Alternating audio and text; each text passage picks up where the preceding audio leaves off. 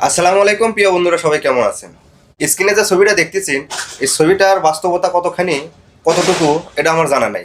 তবে বাংলাদেশের মিসাইল 7 থেকে 15 কিলোমিটার দূরে যায় পড়ে, মানে বাংলাদেশ থেকে যদি মারা হয় 7 থেকে 15 কিলো এর ভেতরে যায় মিসাইলটা পড়ে। তাহলে আমার প্রশ্ন হচ্ছে যে যদি 7 থেকে 15 কিলোমিটারে যদি মিসাইলটা পড়ে, তাহলে 15 কিলো দূরে 15 কিলো দূরে যায় যে মিসাইলটা পড়ে, তাহলে এই মিসাইল মানে লাভ কি? এ তো দেশের ভিতরেই পড়বি, ঢাকার থেকে মারবি, ঢাকাতে পড়বি। তাহলে এই মিসাইলের কোনো দরকার আছে? এই মিসাইল অযথা। এই মিসাইল দিয়ে কোনো যুদ্ধ হবে বলে কোনো কিছু হলে, এই মিসাইল শুধু শো দেখানোর জন্য। এই মিসাইলটা আমার মনে হয় জাদুঘরে সাজাতে হওয়াটাই ভালো। এই মিসাইলটা যদি জাদুঘরে সাজাতে হয় মানুষকে দেখানোর জন্য, তাহলে আমার মনে হয় এই মিসাইলের কার্যকারিতা আছে শুধু মানুষকে দেখানোর জন্য। তাছাড়া এই মিসাইলের কোনো কাজ হবে না।